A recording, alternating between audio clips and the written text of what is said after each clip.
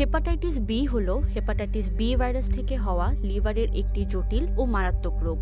Hepatitis B ভাইরাসের প্রভাবে liver cancer, liver cirrhosis এবং দীর্ঘস্থায়ী ভাইরাল হেপাটাইটিস দ্বারা সৃষ্ট লিভারের অন্যান্য রোগ হতে পারে। সদ্য সংক্রমিত হলে অধিকাংশ মানুষ কোনো উপসর্গ অনুভব করেন না, বিশেষ করে শিশুদের ক্ষেত্রে কোনো উপসর্গ নাও থাকতে পারে। এ কারণে হেপাটাইটিস বি ভাইরাসকে নীরবঘাতক বলা হয় এবং বাংলাদেশে এর প্রাদুর্ভাব অতীতের চেয়ে অনেক কম হলেও এখন লক্ষণীয় হারে দেখা যায়। বাবা মায়ের শরীরে এই ভাইরাস থাকলে শিশুরও হেপাটাইটিস বি হতে পারে। বিশেষ করে মায়ের থাকলে শিশুর হেপাটাইটিস বি হওয়ার সম্ভাবনা অনেক বেড়ে যায়। হেপাটাইটিস বি ভাইরাস গুরুতর আকার ধারণ করলে বা লিভারকে মারাত্মকভাবে আক্রান্ত করলে শিশুর মৃত্যুও হতে পারে।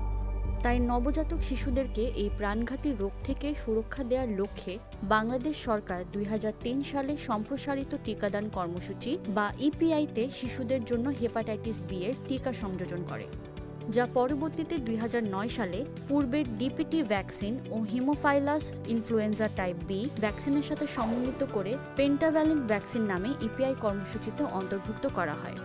তাই জন্মের পরে 6 সপ্তাহ, 10 সপ্তাহ ও 14 সপ্তাহ বয়সে পেন্টাভ্যালেন্ট ভ্যাকসিনের 3টি ডোজ প্রদান করলেই শিশুদেরকে এই মারাত্মক রোগ থেকে সুরক্ষা দেওয়া সম্ভব। এভাবে বিগত 2 দশক ধরে বাংলাদেশের শিশুদের হেপাটাইটিসের সুরক্ষায় ইপিআই কাজ করে আসছে এবং গড়ে উঠছে একটি সুস্থ ও নীরব ভবিষ্যৎ প্রজন্ম।